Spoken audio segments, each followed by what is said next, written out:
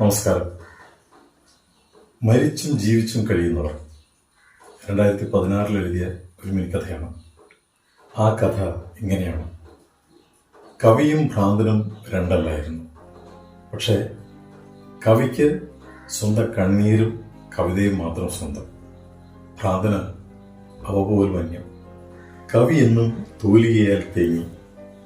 ഭ്രാന്തൻ ഉത്തരം തേടി ഉഴറി.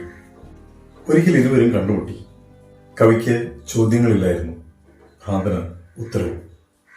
ഒടുവിലൊരു യാത്രാമൊഴി പാടി കവി നടന്നു. ഭ്രാന്തൻ അന്ന് തന്നെ ഉത്തരത്തിൽ തൂങ്ങിയുറങ്ങി. ഒരു ചോദ്യം അവശേഷിച്ചു. അവർ ഒത്തുചേർന്നിടത്ത് ആ ചോദ്യവും ഉത്തരവും കൂടി മഹാശൂന്യതയുടെ വലിയൊരു സ്മാരകം പണിതു.